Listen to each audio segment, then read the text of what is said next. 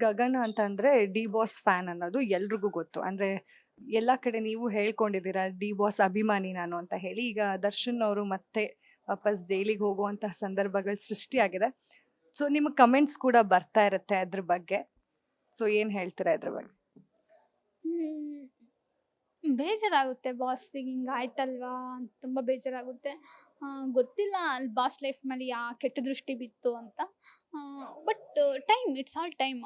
ಎಲ್ರಿಗೊಂದು ಕೆಟ್ಟ ದಿನ ಅಂತ ಒಂದು ಬಂದೇ ಬರುತ್ತೆ. ಬಟ್ ಆ ಕೆಟ್ಟ ದಿನನೇ ಕೊನೆ ಅಲ್ಲ. ದೇವರಿಗೂ ಕೂಡ ಕೆಟ್ಟ ಸಮಯ ಎಲ್ಲ ಬಂದಿರುತ್ತಂತೆ. ಈ ಪೌರಾಣಿಕ ಸೀರಿಯಲ್ ಎಲ್ಲ ನೋಡ್ಬೇಕಾದ್ರೆ ನೋಡ್ತಾ ಇರ್ತೀವಿ. ಸಾಕ್ಷಾತ್ ಕೃಷ್ಣ ಪರಮಾತ್ಮ, ಎಂಥ ಸೀತಾ ಮಾತೆ, ಎಂಥ ದೇವರೆಲ್ಲ ಕಷ್ಟಗಳು ಅನುಭವಿಸ್ತಿದ್ದಾರೆ. ಸೊ ಎಲ್ಲ ವ್ಯಕ್ತಿಗಳಿಗೂ ಕಷ್ಟ ಬಂದೇ ಬರುತ್ತೆ. ಇವಾಗ ಬಾಸಿಗೆ ಬಂದಿದೆ. ಸೊ ಸದ್ಯದಲ್ಲೇ ಕಷ್ಟನೂ ಮುಗಿಯುತ್ತೆ. ಕಷ್ಟ ಮುಗಿದು ಮತ್ತೆ ಒಳ್ಳೆ ದಿನಗಳು ಬರುತ್ತೆ. ಆ ಒಳ್ಳೆ ದಿನಗಳಿಗೋಸ್ಕರ ನಾವು ಕಾಯ್ತಾ ಇರ್ತೀವಿ. ಮತ್ತೆ ಅವ್ರು ಹೊಸ ಸಿನಿಮಾ ಮಾಡಬೇಕು. ಆ ಸಿನಿಮಾನ ನಾವು ಥಿಯೇಟ್ರಲ್ಲಿ ಎಂಜಾಯ್ ಮಾಡ್ಕೊಂಡ ಕುಟ್ಬಿಡಿಸ್ಕೊಂತ ಸಿನಿಮಾ ನೋಡಬೇಕು. ಸೊ ಸಿನಿಮಾಗೋಸ್ಕರ ಕಾಯ್ತಾ ಇದ್ದೀವಿ. ಗ್ಯಾರಂಟಿ ನ್ಯೂಸ್, ಸುದ್ದಿ ಖಚಿತ, ನ್ಯಾಯ ನಿಶ್ಚಿತ.